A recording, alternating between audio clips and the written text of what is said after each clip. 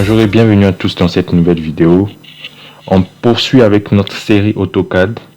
Là, il s'agira de parler des unités de dessin, c'est-à-dire unités de mesure, unités de dessin, qui fait partie des premiers paramètres à configurer lorsqu'on commence notre conception, notre étude ou notre projet.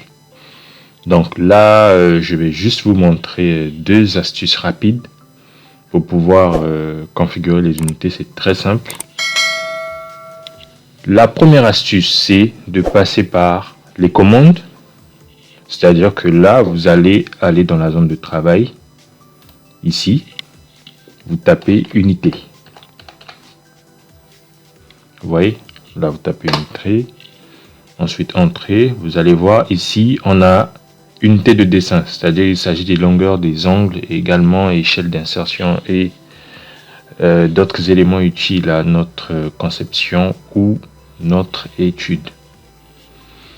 Là, au niveau des longueurs, il s'agit de vérifier ce qui nous correspond. C'est-à-dire que là, vous allez voir longueur, on a précisé type ici, décimale.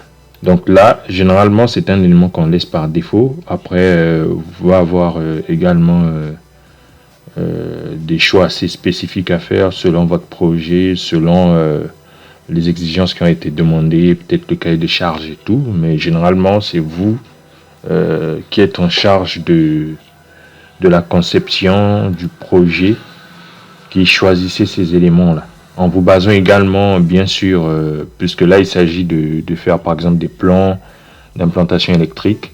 Donc là vous allez également vous baser sur les unités de dessin de l'architecte. Il s'agira de vérifier, par exemple, si vous recevez le plan d'un architecte, il s'agira de vérifier les unités de dessin de l'architecte afin de pouvoir bien ajuster tous vos éléments sur le plan et ne pas perdre du temps surtout. Donc là, décimale, généralement, on les prend par défaut, ces unités de longueur là. Donc la précision, là, il s'agit de voir si vous voulez juste des chiffres ronds ou par exemple 2-3 chiffres après la virgule, 4 chiffres après la virgule. Il s'agira de choisir selon vous, selon les besoins et tout. Donc là, généralement, moi je recommande de prendre 2 chiffres après la virgule ici, pour avoir des éléments assez détaillés. Parce que quand vous dites par exemple 10 mètres, il ne s'agit pas forcément de 10 mètres, ça peut être 10,3 mètres. Donc 10 mètres et 10,3 mètres, c'est pas la même chose. Et vous pouvez carrément fausser beaucoup de choses, parce que là, ce sont des éléments qui sont très importants. Faites très attention à ça, parce que si l'électricien vient, il met un élément à 10,3 mètres, alors que déjà il s'agissait de 10,5 mètres par exemple. Peut-être que le menuisier viendra avec ces éléments qui doivent être placés à 10,3 mètres. Donc généralement, quand vous faites vos conceptions, pensez également aux autres corps de métier.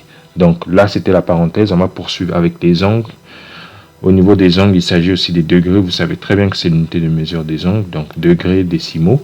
Là également, décimaux, c'est pour avoir des valeurs assez précises, comme j'ai dit. Et pour la précision, ici on a 0, on a une unité après la virgule, 2, 3, 4. Là également, c'est selon votre appréciation. L'échelle également, il faudra vérifier si vous voulez travailler en millimètres, en centimètres et en mètres. Généralement, c'est ça. Après, vous choisirez. Mais ce que je voulais vous montrer ici, c'est simplement l'une des configurations de base à faire avant de faire quoi que ce soit dans votre conception. Donc là, au niveau d'éclairage, vous mettez international et tout, mais c'était surtout sur le choix de l'unité à ce niveau. Le reste, c'est des éléments que vous pouvez garder par défaut. Et là, dès que vous terminez, vous cliquez sur OK. Ensuite, pour ne pas tarder, on va passer à la deuxième méthode. La deuxième méthode, il s'agit d'une méthode assez classique, un peu comme dans la plupart des logiciels. On vient cliquer ici sur le logo. Ensuite, on vient au niveau de utilitaire de dessin. On cherche unité, on clique. Vous allez voir, voilà. Donc là, vous faites tous vos paramétrages et tout. Dès que vous terminez, vous cliquez sur OK. Donc pour cette vidéo, il s'agissait simplement de vous montrer cet élément. Cette partie de paramétrage du logiciel ou du paramétrage du dessin ou du projet avant de pouvoir débuter n'importe quel projet sur lequel vous allez travailler.